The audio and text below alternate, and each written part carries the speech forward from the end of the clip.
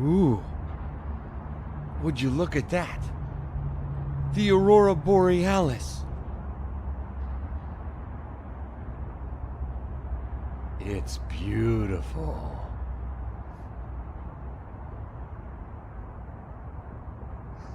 Hubba hubba.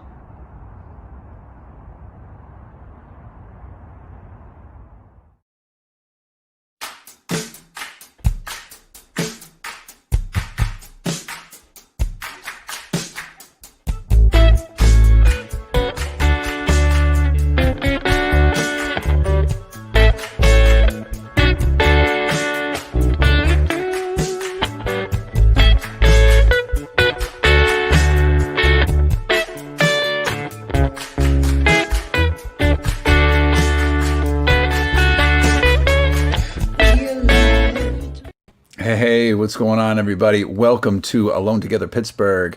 I am your host, Patrick Jordan. Thank you for joining us. We are here wrapping up, I believe, week 39 of the show here. Episode, I believe it's 125. 124. I was close. Episode 124. Thank you all for joining us. If it's your first time watching, welcome. Thanks for welcoming us into your home and mobile devices. We know you have a lot of options right now, so thanks for keeping it local. We started the show right when the shelter-in-place order came down, if you want to do the math on those weeks to come back. We've been doing it ever since. We wanted to keep a sense of community and keep people in touch and let people know that we may be apart, but we are still together. So, Alone Together Pittsburgh. So we've got a fantastic show lined up for you tonight. Natalie Bencivenga has got a killer 5 minutes with.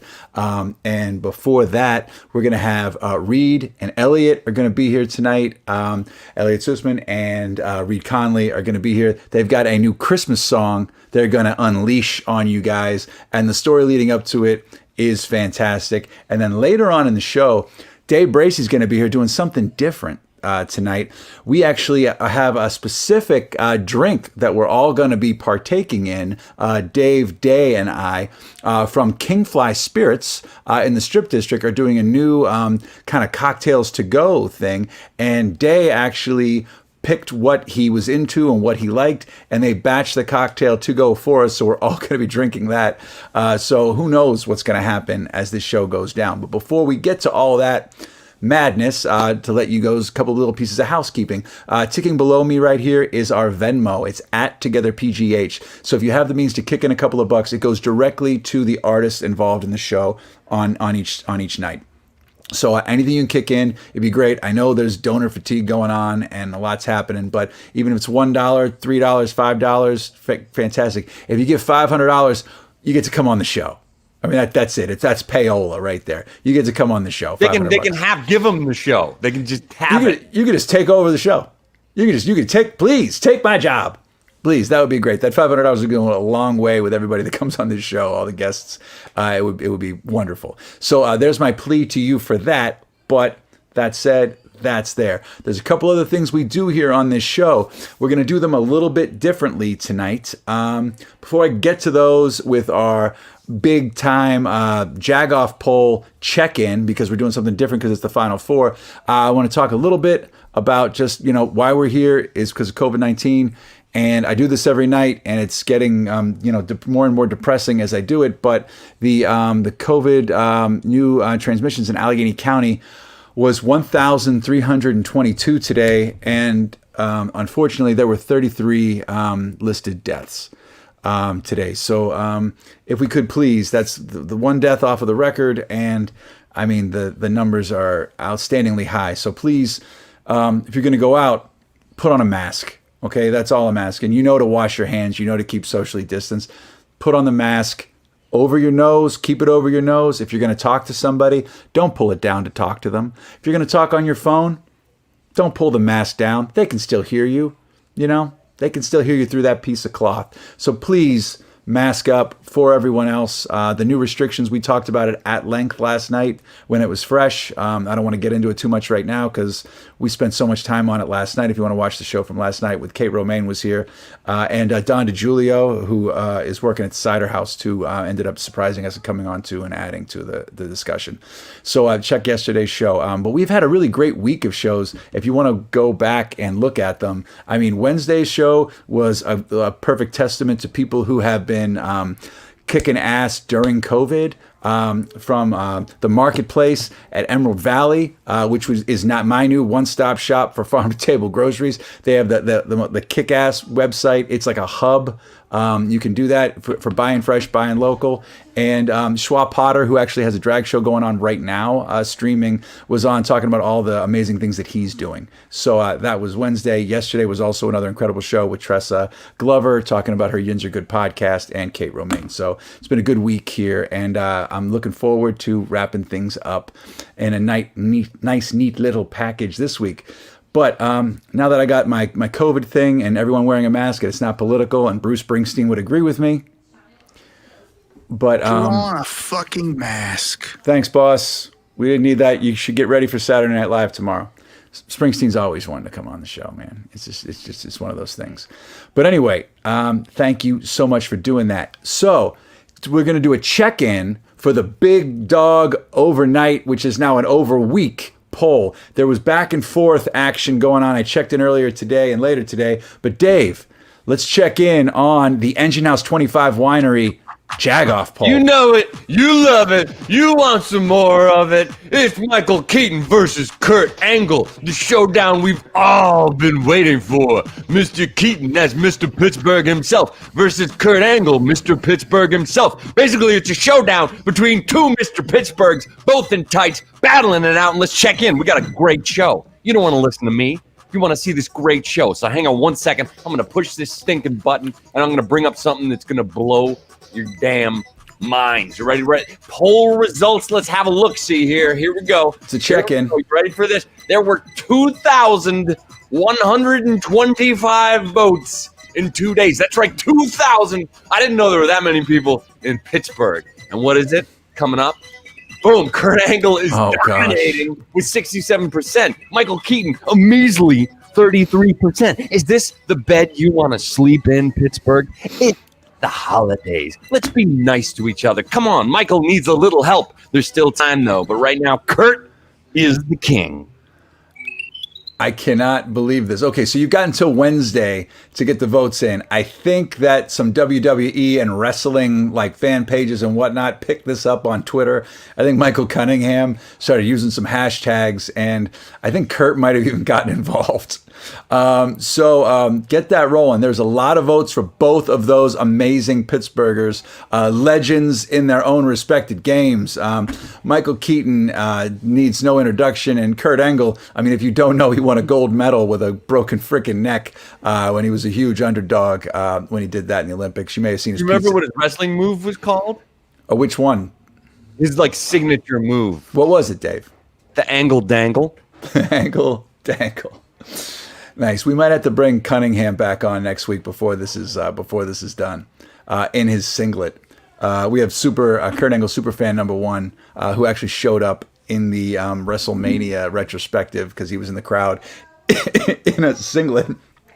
Michael Cunningham. I get choked up talking about this, but as you can see above me here, Engine House 25 Winery sponsors the giant Jagoff bracket poll, which we started during March Madness. That's how long we've been doing this and stretching this out. Instead of just the 64 teams, we had sub brackets to get into the big brackets. There was over 200 some contestants over this, so we're running out of Pittsburgh stuff. But yeah, you can see how this thing went. We'll fill in the blanks. But the winner of this one goes up against the cookie table.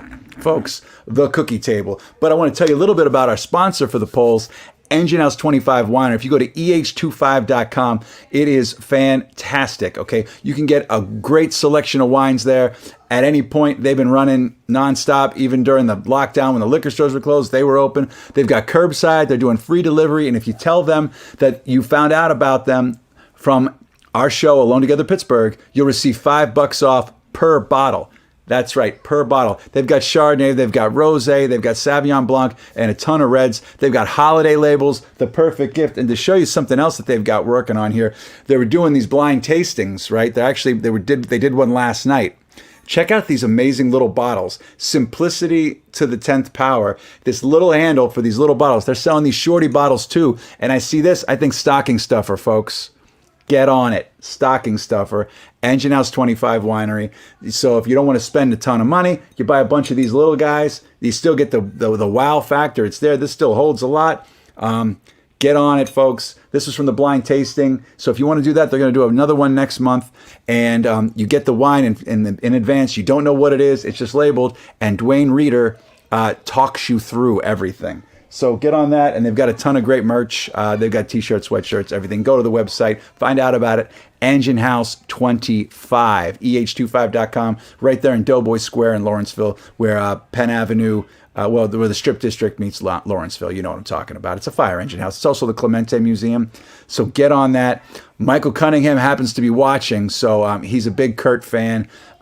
He's chiming in right now. So he's done a lot of work for Kurt today.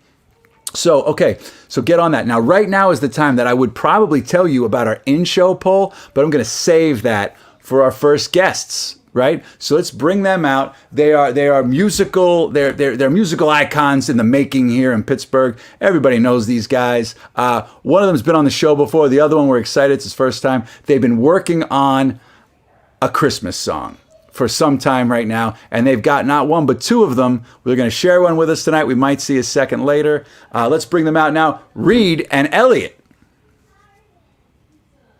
Hey, Patrick. Hey, What's going on, guys? happy Hanukkah. Happy Hey, Hanukkah. happy second night of Hanukkah. Here we are. Yes, I am. L'chaim to you, sir. I'll get in on that. You have the greatest sweater that we've had on the show so far, and a hat to match. I give props to you, sir. Thanks, buddy. Appreciate it. So A fashion icon. so before we get into the talk, Elliott had this great idea for an in-show poll for our show tonight, and I think I'm just going to let him do the rundown and tell everyone what that poll is going to be. Whoa, cool. Told you it was coming. Sound effects, rad. Told you it was coming, man. So this is kind of how this project got started between Reed and I, and it was talking about great Christmas songs written by Jewish songwriters, and all of the best ones, it just so happens, were written by Jews. So you have 4 selections to pick from tonight out of the hundreds in music history, and I thought we'd go with the biggest and the brightest, the ones that everyone knows, whether you're a jazz standard Christmas fan song or you like the new classics. So I think we've got 4 there, Dave, right? I think we're starting off with, gotta start with White Christmas by Irving Berlin, obviously. Then we have the Christmas song, better known as Chestnuts Roasting on an Open Fire, written by Mel Torme and Robert Wells. After that, we've got every 7-year-old's favorite, Rudolph the Red-Nosed Reindeer, written by Johnny Marks, who also wrote Rockin' Around the Christmas Tree, a bunch of other stuff from the 50s. And then, of course, the newest classic that is right alongside all of these great songs by Mariah Carey. Yes, she is one of the songwriters for All I Want for Christmas Is You, as she wrote all 19 of her #1 hits. But the other co-songwriter on that was a gentleman by the name of Walter Afanasieff, and he is a Russian, Bolivian, Jewish American. So there you have it. So you have plenty of time to vote, and take your time. I understand it's too hard to pick from these great selections of songs written by Jewish songwriters. So no rush. Now, before we, so get to voting, everybody, right now. We're going to have the winners announced at the end of the show tonight. But with you listing these songs and talking about other songs that aren't here, what I want to know is, what Christmas songs were not written by Jews? Like, are there any? That's kind of the better question, honestly. Like, that would be it. There's probably like, what? I mean, what would it be? Feliz Navidad. Yeah. Okay, that's one. I'm going to go on a limb. All right. Last Christmas. Oh, the Wham song. Okay. Yeah. Okay, that's great. Well, the thing about what's that? White Christmas. I'm Dreaming of White Christmas. I think is that the saddest song ever written? It's a very bittersweet Christmas song. It's not. The saddest song ever written is "I'll Be Home for Christmas." That's what I got them confused there for a minute. I believe that "I'll Be Home for Christmas" is the saddest Christmas song, any song of all time ever written in history. I would say, personally, say River by Joni Mitchell. Okay. Oh, man. That's a crusher. Did you see that Margot Price just covered that this year? Yeah. She killed it. Yeah, totally. But he never gets home for Christmas, you see? Well, it's only in his dreams. He's not going to make it. He's dead. It's like St. Elsewhere. He's on his deathbed. It's over. That's so sad. Anyway. White Christmas. No, I'm sorry. It wasn't White Christmas. It was I'll Be Home for Christmas. Anyway, so speaking of fantastic Jewish songwriters of Christmas songs, we've got a couple here, guys. Now, what possessed you? I mean, obviously, I see you're the Hanukkah guy, but what possessed you guys to do this? When did it occur to you that you wanted to write a Christmas song? Well, I grew up loving Christmas music. My dad has over 100 holiday CDs. So I just grew up like thinking that everyone was like obsessed with Christmas music because he constantly was buying new Christmas albums every year. The first time I ever heard Devo was a Christmas album. Oh. I didn't hear Devo until I was in high school, but my dad has Mark Mothersbaugh's Christmas album, which is as weird as you can expect. And so I got introduced to a lot of different eclectic genres through Christmas music. So I think I kind of associate like just eclecticism with Christmas in that way. So I've always loved Christmas music. So I thought if I'm going to write something and put my name out under it, that's what I want to do. I want it to be Christmas related. It's also an easier promotion cycle. You only have to do it for 1 month. Yeah, but I mean, when did you record this? When did you write this? Well, Elliott, we started writing, 2 years ago? Yeah, that sounds about right. And this has been a long-standing project we've been talking about for a long time, but in earnest, I would say 2 years ago. Oh, wow. Yeah, I think we started writing 2 years ago, and we didn't we were planning to, record this year, and then COVID happened. Mm-hmm. But we ended up going into the studio in July.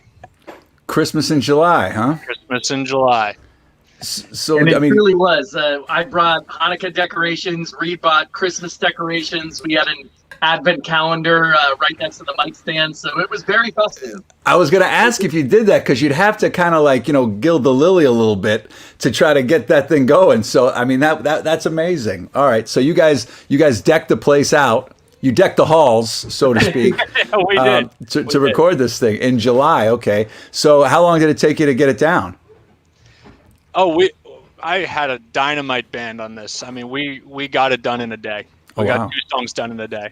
I just want to take a chance to read off who played on this because I'm so proud of the musicians on here. So, totally. my co-writer and the lead singer of both songs, Elliott Sussman, as you see with your own 2 eyes. Also on backups was Addie Twig. You might know her. So from good. Second, what was she? Second best pop vocalist in the City Paper this year. She's Number 1 in our hearts. I was thinking that. 100%. She's amazing. So good. And Bob Banerjee, he played fiddle. You might know him from what's that? His Irish band, Corned Beef and Curry. Yeah. Yes. He's so good. Young guitar player named Donnie Bell. If you don't know him, follow him on Instagram and YouTube. He's going to be the next Jimi Hendrix. I'll tell you what. I was going to say Donnie Iris, but Donnie Young, Jimi Hendrix. I would take Jimi Hendrix over Donnie Iris. This guy has so much talent. It's unbelievable, and he's only 21. Oh wow. Yeah. So he's got a bright future. Donnie Bell. And then the rhythm section was Nate Catanzari and Joe Pinchotti, 2 fabulous players that I'm lucky to call friends. So it was a really fun session, and we recorded at. It's funny you bring up Donnie Iris, Patrick. We recorded at the studio where Donnie recorded all the hits. The complete catalog, complete discography of Donnie Iris, as it were. From Aaliyah to Love Is Like a Rock. Yes, and they have the original master tapes. Oh my God! I hope they're amazing. under lock and key. Listen to him and isolate some stuff. That's some wild. Donnie got wild in the studio, man. There's some killer wild harmonies on those recordings. He's a fantastic guy. The studio is now called Music Garden Studios, and it's run by a really brilliant producer named Al Torrance, Al Dente, as I call him. He's fantastic. So any musician watching this, I would highly recommend Music Garden Studios to work at. All right, so I'm dying. We're gonna play a video of these guys doing it because obviously we're doing social distancing here, folks, as it runs here. But anything to add here? So you guys you're both Christmas song guys. You're into the holidays, obviously. All right, are we ready to play this thing, or do you got more to add? Well, go ahead, talk to me. Let me just say the song is called Christmas Music Time Again, because it's about that feeling that comes around at the beginning of every December where every radio station plays Christmas music and you can't get away from it. And no matter how hard you try, it follows you everywhere. So that's the song. All right. So let's roll tape on this, and we'll do some last reactions afterwards on the other side of it. Dave, let's roll tape on the new standard Christmas song that'll be on next year's Top Songs Written by a Jew. Love it.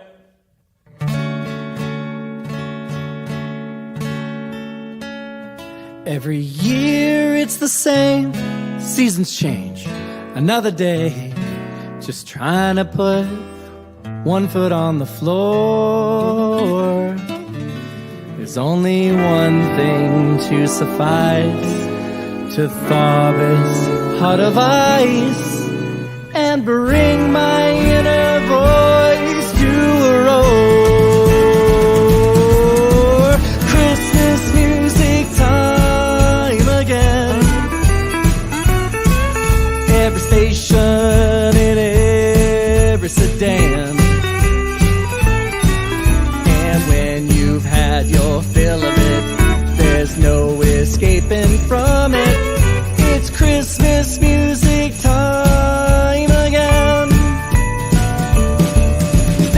nothing like their lives to make you feel alive. 'Cause holly, a jolly voice makes the ground swell.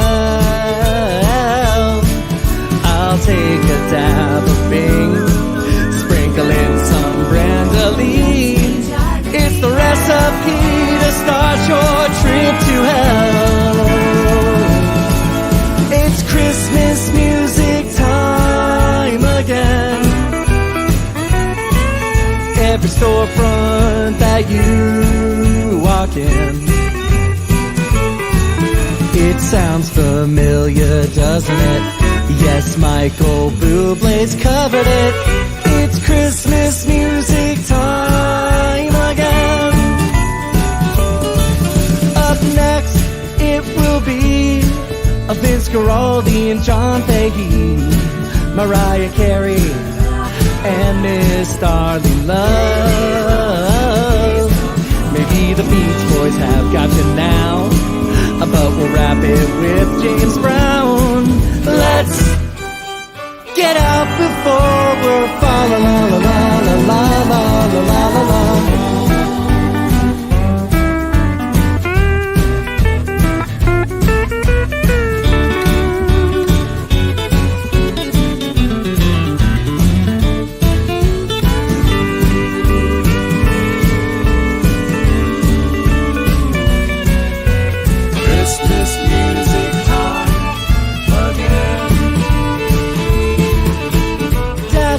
Through the snow to a bar that never glows, to escape the holiday nightmare till it's gone.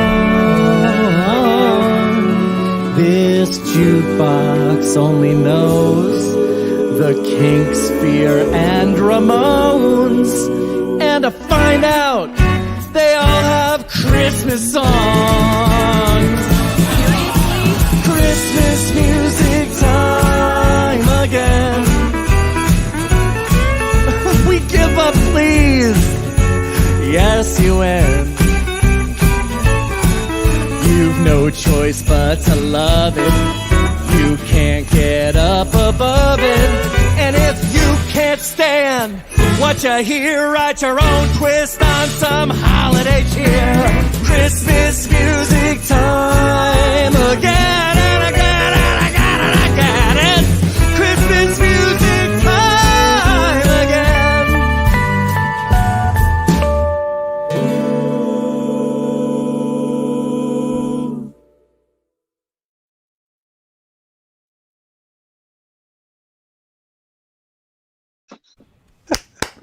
Awesome.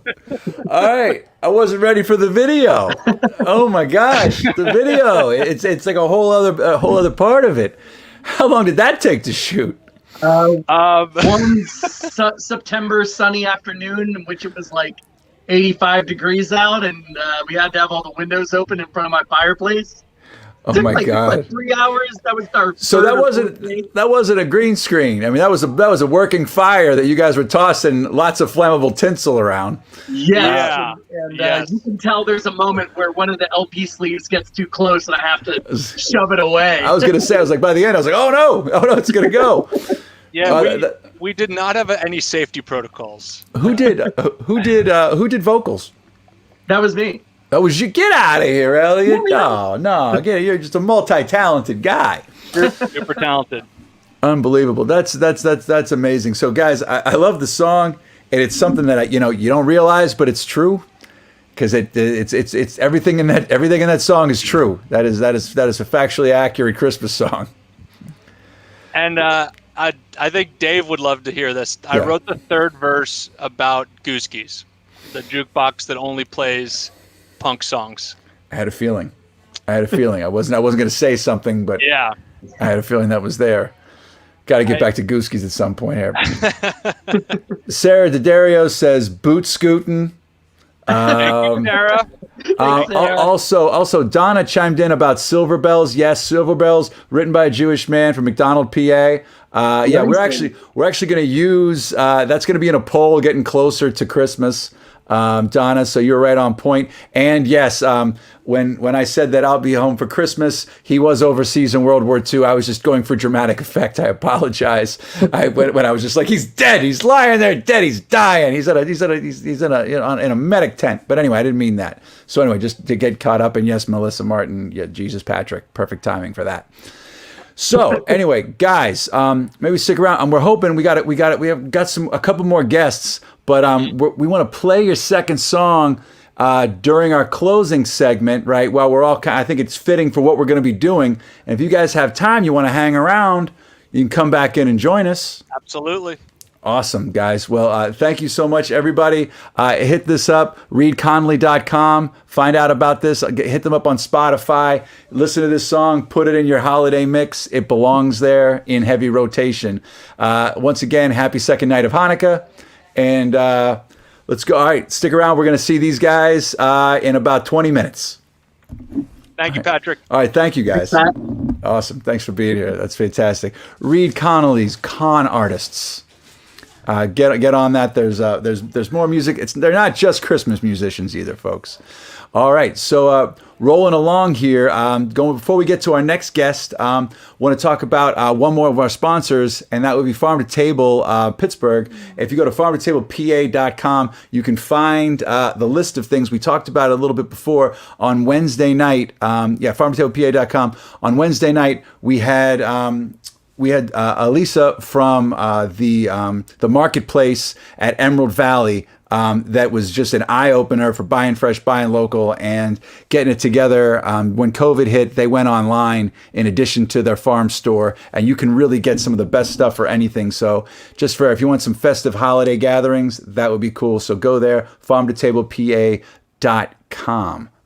So get on that, keep it fresh, keep it local. One other thing that added, Table Magazine came out with an article that just kind of came out today, talking about local restaurants that are doing to go and catering type things for your holiday meals. I know a lot of things are different. People aren't doing the big holiday gatherings anymore, or they shouldn't really be. But a really amazing thing to do. And another way to keep supporting local restaurants is to get in on this and get their to-go, like, full package for your holiday meal. Believe me, when you add up the man hours or woman hours that it's taking you to prepare this meal, arrange the meal, check all that stuff out, believe me, you're going to want somebody else. Let a professional do it for you. It'll end up being a savings, and it might save your smaller holiday for you. So check that out. The link just came up there, and it's posted on our Facebook page as well. So check that out. That's a good list of different things going there. The holiday right there. So your holiday orders to go. It's just the tip of the iceberg. There's a lot more people out there, and a lot more coming up on it. But check on that, and you'll even see Black Radish, our very own Kate Romaine, on that list as well. So get on that. So cool. So moving on from that, we want to get to everybody's favorite Friday night segment. We're going to have 5 minutes with Natalie Bencivenga.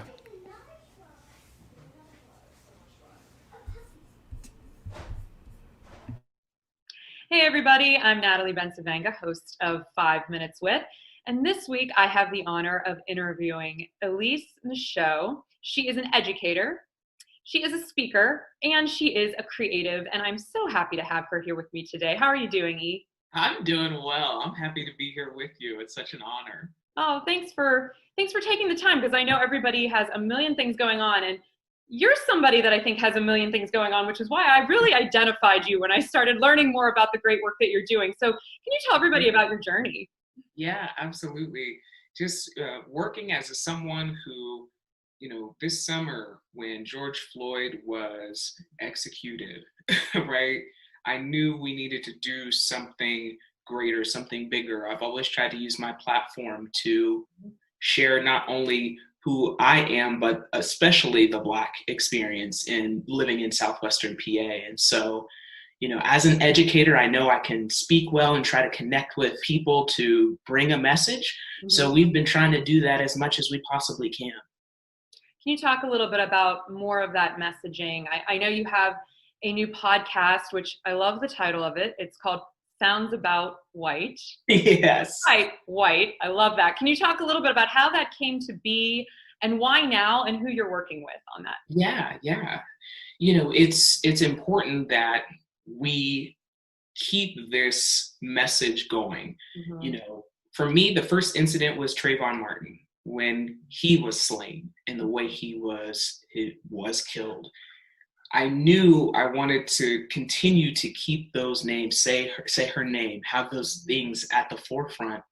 And George Floyd just reignited that fire within me. And so what I said was, okay, now this is much bigger than me. So how do I bring voices together to create space for people to have these conversations? I think that's one of the reasons we are where we are right now in this country, is because we're afraid of the difficult conversations. Mm-hmm. So Dr. Jess Mann, the Ari Alex, I like to call her, the Ari Alex, the three of us since July, late July, have gotten together each week to tackle the difficult topics, you know, from feminism to the election to white privilege and media representation. We've really been doing some great work around the conversations, and we do it live on Zoom. And those who are with us can have the chats and chime in. And we often delve on what people are saying in those spaces. And it really does come down to messaging. And I think that's really important, the way that in which we're framing and talking about conversations. So when you're speaking about these very expansive topics around feminism, around the election, around racial justice, how do you sort of hone in? How do you decide each week what you're going to focus on, or each episode, I should say? And then how do you talk about it in a way that you feel will bring people in, but also challenge people that need to be challenged? Absolutely. Actually, Natalie, the conversations have been, and topics have been organic. Mm-hmm. You know, one kind of leads into another. It's all systemic, right? When we talk about racism, we see that because of this that's in place, it affects this, right? Mm-hmm. So helping people to see that it all is connected, if we come to some greater understanding of it, then we can move the needle. So we try to make it plain by bringing up articles that are, you can have a doctorate, or you could have not even graduated high school. Mm-hmm. And to use these pieces, every week we put them in our link tree, have a couple pieces there for people to digest and take in, and then join us in the chat on Tuesdays. It's been wonderful. That's totally the educator in you, isn't it? Absolutely. Required reading for this week. A little homework before you get there. We want to. I'm like sweating. I'm like, okay, I got to do some work before I listen. But I love that. Hey, you know, it levels the playing field. Yeah. It makes everybody feel welcome. And even if you haven't done the reading, you know, sometimes you got to skip the homework. Not everybody is able to do that homework, especially because a lot of people have several million things going on, right? So everybody is welcome to be a part, and we've really had some great dialogue in there. I think that's wonderful. And so what caught my attention was, of course, the name of the podcast, right? And it sounds about white. And what I love about that is it does catch your attention. And I think that's where a lot of the messaging, defund the police, Black Lives Matter, you know, they pull people in, even if people aren't necessarily ready. Some people aren't necessarily ready to hear that message. Why do you think it's important to speak in a way that grabs attention and reframes these arguments, as some would say, maybe even radically? Yes, that's a great question. When we decided the name, we said we didn't want to center white folks. Mm-hmm. You know, that was our kind of nail in the coffin for us, and the point we wanted to drive home. However, this is a white folks problem, you know, that y'all need to fix. That's you know, so it is twofold in the sense that we're trying to spark attention like it has, and yet pull people in a way where we're saying from jump, you know, we want to have these dialogues, and hopefully you get something from it. When you look at a conversation, when you're thinking about a conversation, and I've always thought of this as, do you think it's better for people to lead with their curiosity instead of their defensiveness? Oh, if only. That is like the perfect world right there, you know? And unfortunately, folks are leading with their defenses. And so how do we break those barriers? It's white people talking to white people more often, you know, and me using my space and my proximity to whiteness and white folks to say, I'm a person you trust and love and respect. At least I think so. Mm-hmm. So by me bringing these issues to you and my experience, my lived experience to you as someone who is educated and speaks well, I still face racism on many different levels. So helping people to see these things and get outside of themselves so they're willing to say, okay, this is something that I need to pay attention to and care about. I think that makes a lot of sense. And as we wrap up this 5 minutes with, although I have to have you back on because your I'd book love is to. fascinating and I want to talk a lot more with you. So I hope we can pencil this in for the new year. But as we wrap up, you know, you had me thinking about all of the incredible Black women that have made such a mark this year, including those like Stacey Abrams and Kamala Harris. And when you see these things happening in the public eye, in the national space, and at the same time, all of the backlash to that progress, right? Where do you find the resolve in your body, in your experience? Where do you find the resolve to keep going? Yeah, it is understanding the bigger picture. So many have come before me. Mm-hmm. So many are in the right now, like the Kamalas and Stacey's, that keep me encouraged. Last night, I am pursuing my doctorate as we speak. And of course you are. On your spare time. I'm loving this spare time. I turned in my last paper on Saturday. That's awesome. And catching up with Jamel Hill's and Brittany Packnett's podcasts. So listening to them talk to the Kamalas and the Stacey's and so many other people keeps me encouraged, keeps me understanding, you know, it's not just me who cares about this. So many people want to see a greater and a better America. America has never been great for Black folks. Let's be frank. So how can I be a part of shifting that narrative? And I'm doing my damnedest to make sure it happens. Well, thank you so much, E. I appreciate you taking time to spend with me, and you inspire me, and I stand in solidarity with the great work that you continue to do, and I look forward to seeing more of you. So thank you. Likewise, my friend. Thank you for all you're doing and creating space for us. And you know who I mean by when I say us, so I appreciate you. It's my honor. Thank you. Take care. Bye-bye.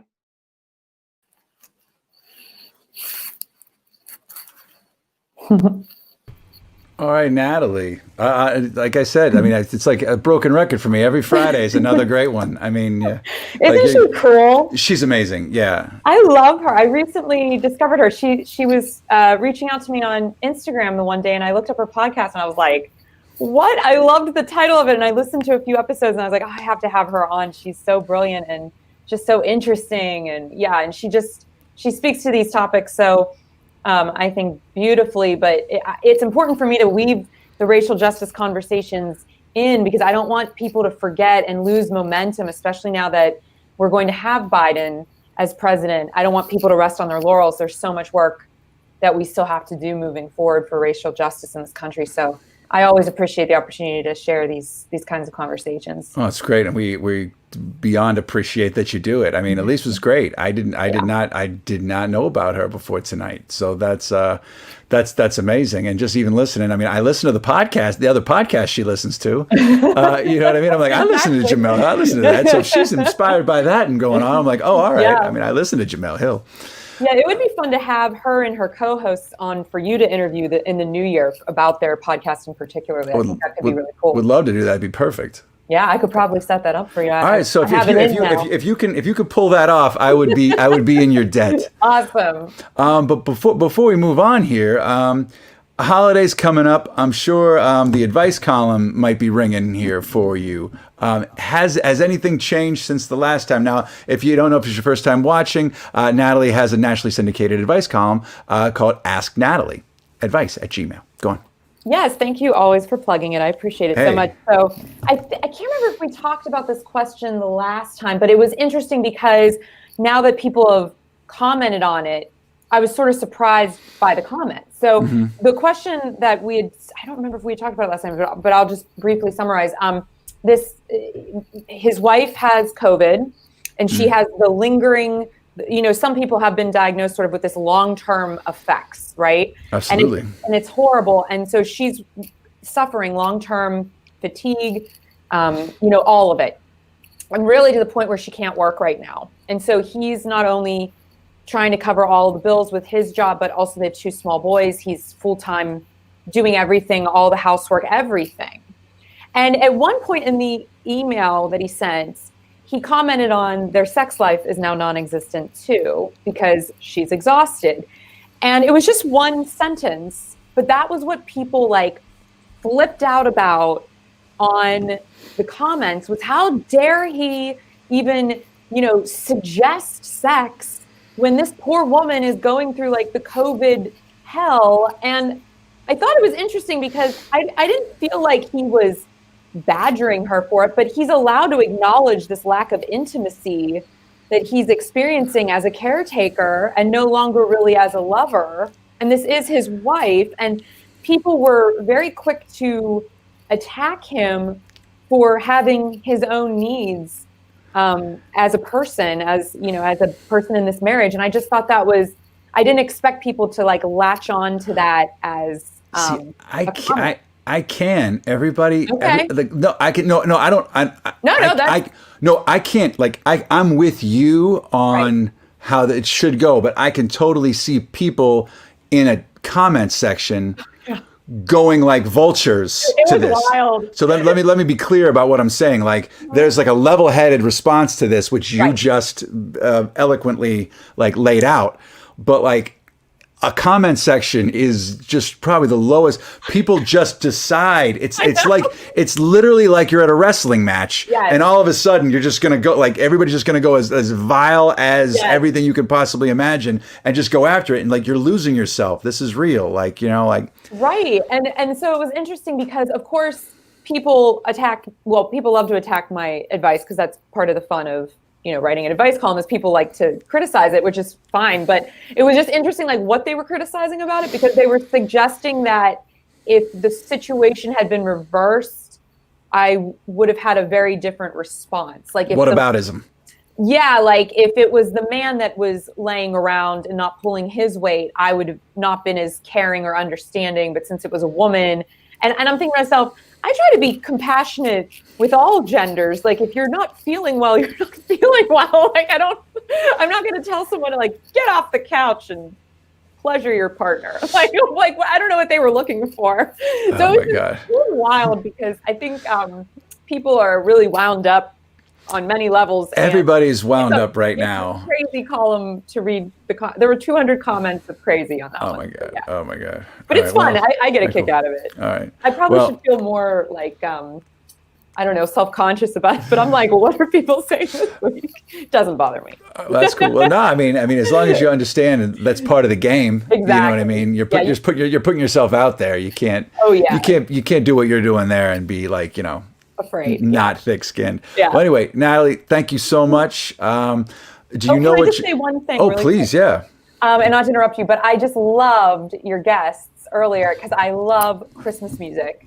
Oh. And it was really fun to hear their original tune, and I just enjoyed the whole thing. So thank you for hearing. Well, sure. Well, they're going to be coming back. If you want to hang around for a little bit, you can tell them yourself, because they're going to come back, and we're going to try, if we've got time, to play another one of their songs, another one of the Christmas. They recorded 2 songs, so we're going to try. We're going to try to rock that out soon. We'll have come back for the listening party if you've got time.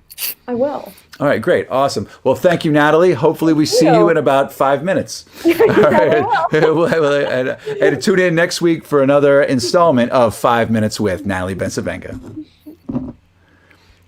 All right, folks. Just before we get to our last guest, we've got Dave Bracey coming up. Just want to give a quick shout out to another sponsor, Red Start Roasters. If you go to redstartroasters.com, use the coupon code TOGETHERPGH, you'll receive 10% off your order. Red Start Roasters, the only bird-friendly coffee roaster in the Pittsburgh area. So bird-friendly, that's the coffee they serve at the aviary. And they have free delivery during the pandemic in the 412 area code. So get on that. They also have a new brick and mortar spot that just opened about a month ago in the East End. Check them all out at redstartroasters.com. And Snacks just popped up here because he didn't get enough. We didn't get enough of him yesterday. We can never get enough of Snacks. Well, coming up now, we've got another fan favorite on Fridays. We've got Dave Bracey coming back with Local Brews with Dave Bracey, but we've got a little bit of a twist tonight.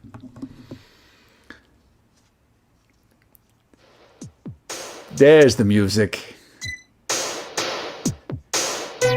What's happening, Dave? You're muted, buddy. You're muted. I'm always muted. Of course. Every week, this is what we do. I should just introduce you like he's going to be muted. It's Dave Bracey. So, you hear me? Am I good? I can hear you. You're good. I think we're doing the same thing right now. We're in a process. Yo, so shout out to Kingsfly. First and foremost, fuck Donald Trump. It's been a hell of a week, and man, but it is. I guess the silver lining is we get to watch him lose the election over and over and over again. So fuck him, and shout out to the American people who continue to, do what's best for America. Get this motherfucking clown out of office. But in celebration, Kingfly in the Strip District.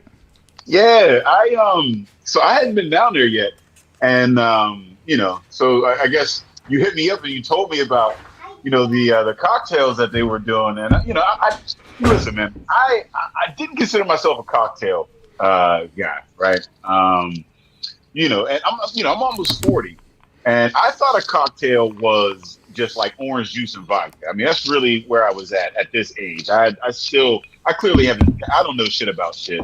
I didn't know that cocktails could just be liquor with a little bit of flavor added to it. You know what I mean? Like, I don't like to wake up with a big sugar hangover and just feeling like shit, big wine hangovers or whatever. But man, they poured up this old fashioned cocktail.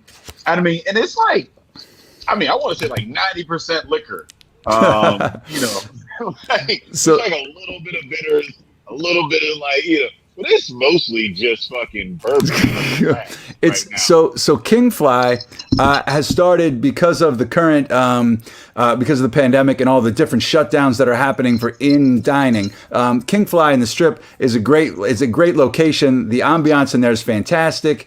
They've got live music there on most nights. It's kind of a spot where you go and partake in the alcohol that they have in the building. So now to cope with that, they make their own bourbon. They have their own rums. They have grappa. They have lots of stuff. So go to their website and you can check it out. But what they're doing is these to-go cocktails, and you can even talk to the bartenders, say what you're into, and they will mix you your own thing, give it to you in this swanky bottle, and let you know what's in there. Kingfly blended bourbon, bourbon whiskey, panela, orange, and aromatic bitters, and it tells you exactly how to do it.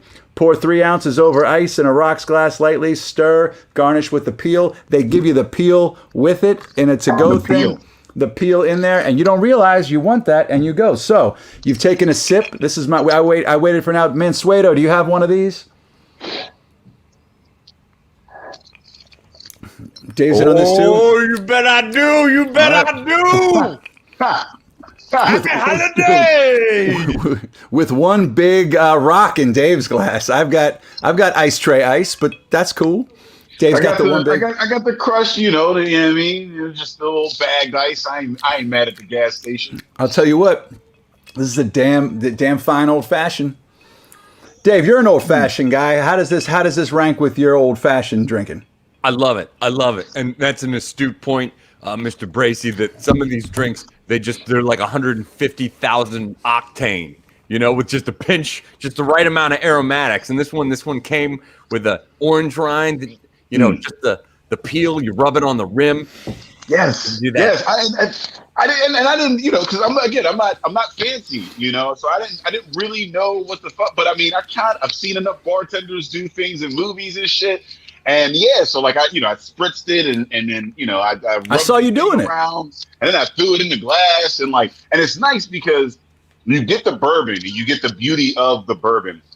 But then like the bitters add a little bit of it to it, and then the fragrance of it, and it's just bourbon with a little kick to it. It's not like, you know, again, you know what I mean? Like, and this is something that honestly I would do with expensive bourbon, right? Like this is expensive bourbon, yeah. Yeah, I mean, like I like, you know, most, you know, in a cocktail, typically, you know, I mean, you get the cheaper stuff, and then you mix it because you're not going to taste it all like that anyway. But like the flavor on this is very prevalent. Like it is mostly bourbon with just a little bit to kind of like, you know, accentuate the flavors and add a little bit more. And I mean, it's again, I think I'm a cocktail guy now. Last time I was drinking cocktails, they were 50 cents down on the strip district. Aaron Hart just said, "I'm not fancy." Hashtag has craft beer podcast. I don't know if you know many brewers, but they do not drink with the pinkies out. Oh, all right. But yeah, you know what? I'm enjoying this. It was hard not cracking into this thing earlier in the show for me, but I was waiting until we were on here right now. So I'm enjoying myself here. This is good. The and peel that bottle actually really sells it. Look at that beautiful frosted bottle. It just said like with care. It says with love from Kingfly on it. So I'm gonna re-gift this. Like this is, you know what I mean? This is somebody's Christmas gift right now. You know what I mean? So what I'm saying is as well, I mean, you can order these things in advance. Oh, look at that. Sexy Spirits, Christina French. Thank you. And thank you very much, Christina, for thinking of this. So this right here, you can have these things, you can order these things to go. This doesn't necessarily have to be a special occasion thing. This could be like a Wednesday thing. You know what I mean? Like this doesn't have to be just for a party. I mean, the one thing that I talked about this a little bit on the show, I think it might have been yesterday, the day before, it all bleeds into one. I hadn't had a cocktail for so long that I didn't mix myself, which was essentially, as you know, Day, like tequila and watermelon, like water. That's about it, right? So that's like the extent of my mixing thing. Maybe on occasion, I'll have a pina colada. I'm making that up, but like, but like I would think to me, I think I might have made one once over the summer to like try to have a thing, but like on the 2 or 3 times that I've gotten cocktails to go, I literally feel like I'm on vacation. Like it's like you forget what it's like to sit at a bar and have like a master bartender craft this thing. So like to put something for you and the work that goes into it, which is another reason why, you know, props to everybody in the restaurant industry in Pittsburgh and the state that's kind of got kind of put through the ringer yesterday with the new lockdowns getting pulled out. I hope everybody's safe out there, but I heard that downtown was jumping at like pre-COVID levels tonight because everybody was going out to get it in because it's the last time to go out before the end of the year. So I'm just hoping that everyone's handling it correctly. And I'm happy in a sense that the restaurants get to sell some of their product that they bought for, you know, the weekend coming up. But I hope everyone's taking it safe. And I think a lot of that isn't just people wanting to get it in. I think it's out of respect for people knowing that the restaurants are losing it. You know what I mean? Yeah. Yeah, and that's what I like this idea because it is a nice way for the restaurant to, you know, for the distillery to generate revenue without putting people in danger. You know, and like, you know, you get like 4 shots in this, or 4 glasses. 4 drinks. Yeah. You know, like I did not wait until like I came on. I had one a little bit earlier and was wildly impressed. You know, because I ain't gonna lie. I didn't know what to expect. And I'm like, am I going to like it? Like an old fashioned. That sounds old fashioned. I don't know if I'm now, how did this go? Did you just talk to the bartender and tell him what you were into? So I actually was talking to Christina and I was like, you know, I'm a bourbon guy. And you know, she suggested she suggested an old fashioned and the Manhattan. Mm-hmm. And you know, Manhattan has vermouth in it, and I'm not a real big fan of vermouth. You know what I mean? So she was like, she told me the ingredients that were in an old fashioned, and they all sounded palatable. So I was like, all right, yeah, let me go ahead and try that. It's like going into a restaurant and be like, hey, how's the veal? Everything's edible on the menu. Everything's edible. You'll be fine. You know what I mean? Like it sounded palatable to me. I went for it. But go on. I'm sorry. I'll go ahead. But I honestly thought it was going to be more of a like cocktail with a little bit of bourbon in it, and it would be this grand drink with kind of in line. Maggie's Farm, they do the zombie, which has like a bunch of juice, a bunch of and it's delicious. I fucking love that thing. Right, it's well balanced. But I was expecting more, juice and things of that. I wasn't expecting just bourbon with a splash of things. I mean, so I was super, like, when I opened it up, I saw the orange slices in it. I was like the orange peels, and I was like, oh, y'all real. Like, I mean, this is a real bar experience. Especially if you want to impress the white bee and come through. At the end of the day with some orange peels. That's ain't a bad night. I mean, so I stress it. We're saying the same thing. Like I forgot what it was like to drink at a bar or a restaurant and to have a drink that I didn't make myself. And no matter how good I am, as I think in my mind as a bartender at usually just like stirring something with my finger, to have somebody who knows what the F they're doing. Hey, honey, how you doing? I was always amazed that they throw away the rest of the orange. That's the thing, like when you just get just the peel.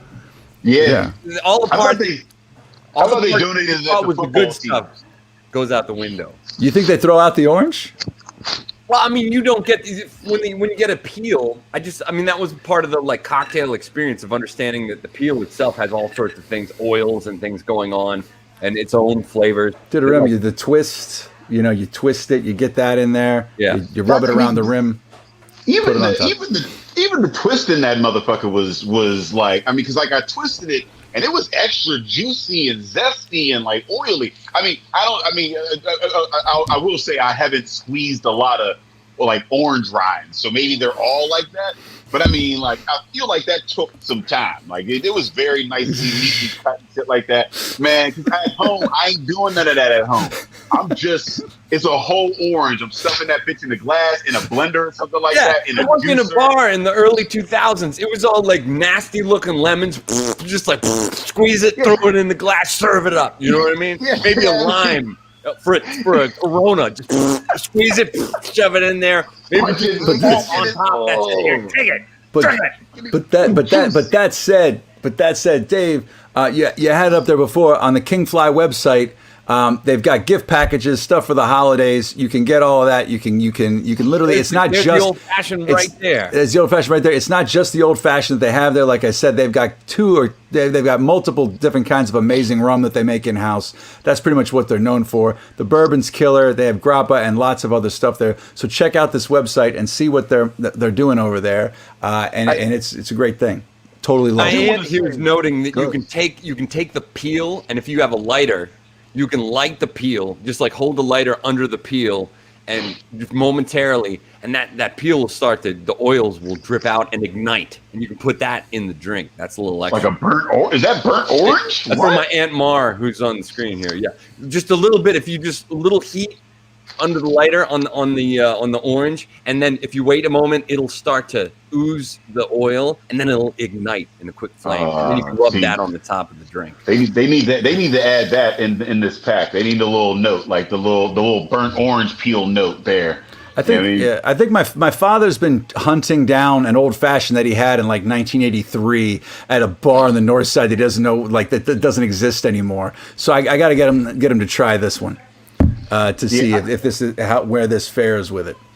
But, I do want to say, I want to point out, the Strip District over the last few years really has come up. If you're looking to, especially during COVID times, looking to go run down real quick and pick up something that's going to please, all your drinkers. You got King's Fly down there, you got Maggie's Farm, Cinderlands, King's Fly and Cinderlands share a wall, between the two of them. East End is down there, so like you got some classic beer down there. You got some new age beer. You got some rum. You got some bourbons and various cocktails. So you can go down there and, you know, kind of clean up and not have to leave the house again for quite some time.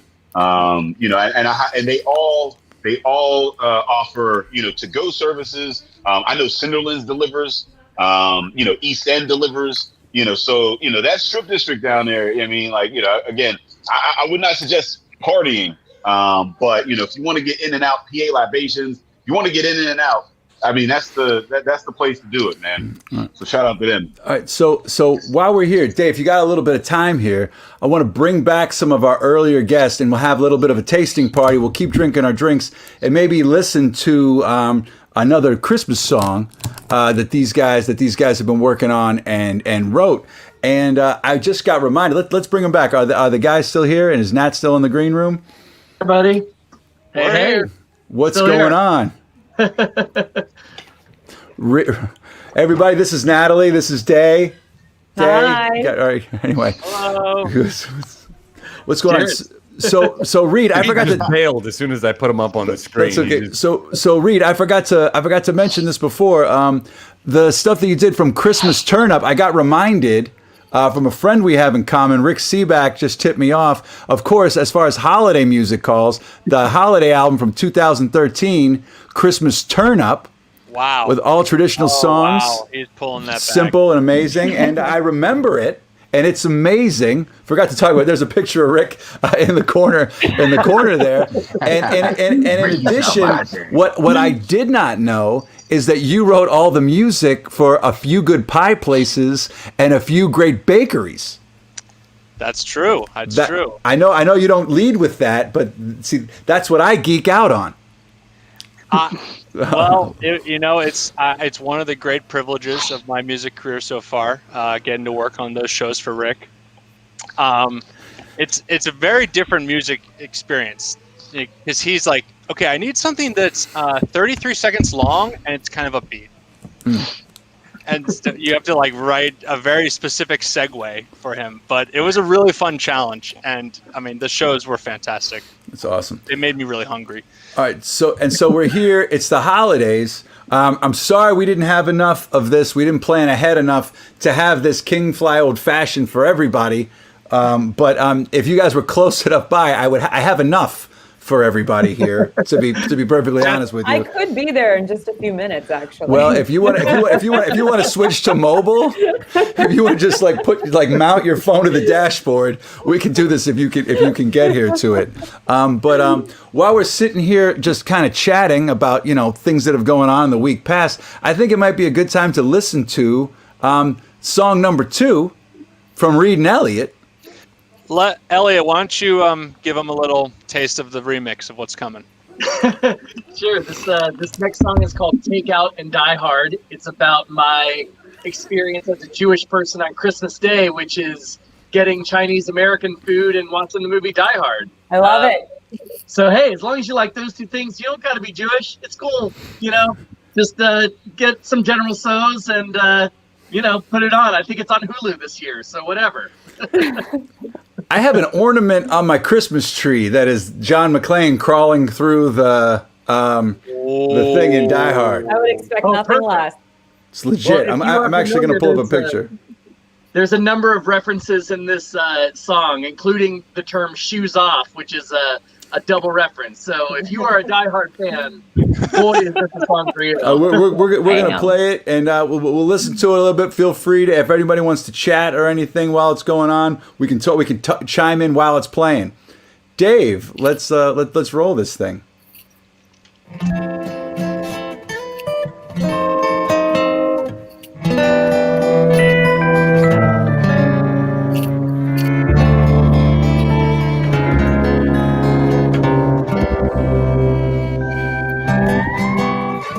Oh, there's Pete. I didn't see Pete earlier. So this is A long December goes by, counting the hours as the crow flies. The streets are empty, burning with twinkling lights, and I surely know why. Christmas trees all sparkle and shine. Pull out the I like that it's just like a little melancholy. Yeah. From my neighbors. I'll take the low main tonight. Families all have traditions. That's just a part of their tribe. But on this day, I'm having a vision for John McClane. Lights that is bright, so I'm out to the coast. Now don't be a sucker. The Nakatomi building got room for another. Nakatomi. Ducks, nuts, and yippee-ki-yay. Nice. Yippee-ki-yay, I'm love loving it. And then Reed in the back. That's it. Beautiful. This is good. This is the perfect little. I mean, everything you do is the perfect little background for sipping on an old fashioned or whatever you're drinking right now. Eggnog. But this is definitely old fashioned music, man. Like, I mean, I just need a fireplace. You know what I mean? Like, I already got a fake window in the background over here. All I need is a motherfucking fireplace. We good to go. Dave, I just sent you a text. Take your shoes off, make this with your toes. That sounds like some fun. I heard that little Ode to Joy riff in the solo there. That was pretty hot, by the way. Thank you. Oh. Those Twinkies, pal, they'd fooling no one. There's the Twinkies, pal. All right.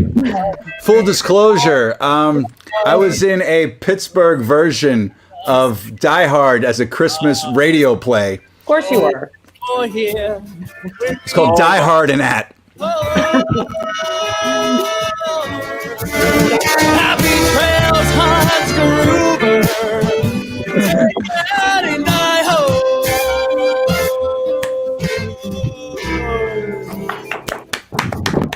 And Very nice. Very nice. Thank I feel like you. that's going to be all across the strip. That was just awesome. tomorrow. That's going to be playing everywhere in the strip. It's just going to be in every speaker, Could be. every outdoor vendor, or people that you're allowed 25% inside to shop for your Steelers merch. Do you think it's more intimidating to make Christmas music as opposed to just regular music because Christmas music is so iconic? I feel like the bigger challenge is to just make it more catchy than anything else. Because if anything, Christmas music is just full of great melodies through and through. Reed, what are your thoughts? Yeah, I mean, I think the key to Christmas music is like optimism. Like no matter what the topic is or what the protagonist is going through, there's like this hint of optimism that you're trying to like carry. I think that's what's like attractive about Christmas music. I agree. So hopeful. I mean, but what makes it Christmas music, right? Because it's like Die Hard, right? I mean, it's a holidays. It's like so it's like is it a Christmas movie? I'm all on that it's a Christmas movie. Same. But thank you. Same thing. Everybody's back got up for a second. Yeah, we're like, and everyone's about to like whoa. And he was like, I think it's a Christmas movie too. And everyone literally sat back, like all 6 heads. Are we gonna go there? That's my Christmas tree, dude. That's on my Christmas tree. There's no Santa Claus. Wow. So like, can a Christmas song, so as musicians, I'm sure like Outkast, they did Players Ball, and that was a Christmas song, right? All the players came from far and wide. Yeah, but it was a song that resonates throughout the year, right? I mean, like you can play that any day of the year. We listen to that in the summer. In the summer. So what makes a Christmas song? Yeah, I mean, and you said it was That's catchy interesting. and whatnot, but what elements have to be in there for it to be a Christmas song? And I want to know that from a musician's standpoint. Wow. That's really deep. That's deep, and that's a perfect segue because of the Die Hard is Die Hard, a Christmas movie, and what makes this day, BRACEY, you should have a Drinking Partners podcast, my friend. Yeah, truly, man. That's a great question. These cocktails Someday. are really bringing out the good questions, man. But tell me, guys, that one, you guys got to run with that. Elle, you want to go first? Sure. That's your go-to. Well, I think trying to play on like a universal theme that sounds classic is a good starting point for a Christmas song. Because even if you look at like Mariah Carey's All I Want for Christmas Is You, she's playing with like white Christmas chords in that, right? And there's like a little bit of a melancholy tone in the chord progression there, even though it's like 4 on the floor and upbeat, but she's kind of making it sound like the Phil Spector Christmas record, right? So it's just like there's always this harkening back to like a better time. And I think that's why Jews, historically speaking, have written so many great Christmas songs. Oh, wow. It's because they're always like nostalgic for a time that didn't necessarily exist, but they really wish they could be a part of, whether that's like assimilation or whether that's like the idea of Christmas. So, you know, it's a big question. I don't know that I can answer it in one sentence, but I hope that's my first initial response anyway. Got the snowball rolling down the hill. Reed, take it. Well, I think the key word here is community. I think what people are looking forward to around the holidays is being with the ones you love, whoever that is, whoever that will be.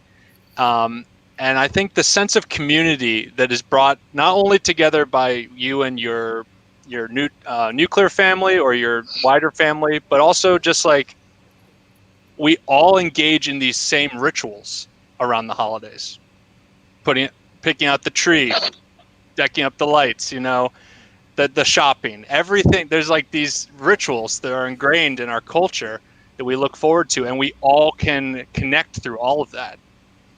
And that's why like Lifetime and Hallmark, those Christmas movies, they are like the easiest thing to watch in the world because you know exactly what's going to happen. And all 650 have the 2 different plot lines. Yes. Like there's 2 plot lines. There's either a Christmas ghost or there isn't, but there's something so familiar. What's that? That sense of nostalgia. Nostalgia. I think, you know, because That's a it's the good end of the year. We're looking at what's coming in the new year. It's a time for reflection too. So I think that there's that communal sense of some things had to have been better back then, even though they never were. But it's just it feels that way now. You know, I think there's you forget the bad and you remember the good stuff. Like you forget the practices, you remember the games, kind of a thing. Like it's, you know. Yeah. And Natalie, you want to help us write the next set of Christmas songs? You know I was so enjoying your Christmas songs that I got so excited. And I'm such a okay. So real quick, I mean, as we start winding things down, Dave, bring up those numbers again. The winner is Mariah Carey not doing so well. That'd be my Not one vote for All I Want for Christmas Is You. And here's the other thing that gets me every time. We had a lot more viewers tonight than what's showing here. People just don't. They just X out of it. They just didn't want to vote at all. No voting. They were like, there's so many more people watching this show right now. At this very moment that they're just like, fuck it, I'm not going to vote. Because this one is work. It's work. It's hard. These are all great songs. They're literally just sitting there. They're like, entertain me. Yeah. These people get emails every day. These people get emails every day saying that somebody's going to pay them for their opinion on a survey somewhere. So, you know, how dare you ask for a free opinion? I get a businessman from the Sudan just telling me that if I give him my bank account number, he'll put $1 million into it. So it's all there. Speaking of which, here's Dave Mansueto. Here's what he wears on Christmas Eve every night. That's an actual photograph that has been airbrushed, and that's just him with a mask on. Oh my God! I wasn't ready for that. It's the Christmas card I'm sending out to everybody.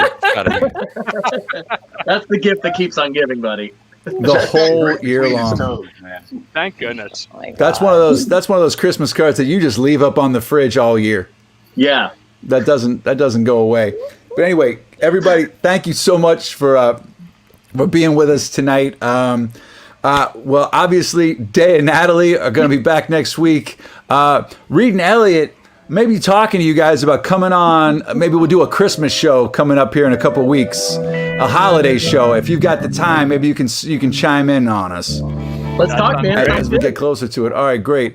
Well, everybody, thank you all for doing this. As we wind things down, be sure that everyone continues to stay safe. If you get takeout in any form, whether it's cocktails or food, be sure to tip on that takeout and tip well. All right. Thank you to King Fly for giving us these cocktails for tonight. Check them out. Engine House 25, Red Start Roasters, Farm to Table PA. Everybody, thank you all so much. Have a fantastic weekend. Stay safe. Stay inside. Keep distanced. And wear a mask. Love everybody. Stick together. Bye, guys. Good night, everyone. Thanks, guys. Good night. Take Thank care. you. I'll take the low main tonight.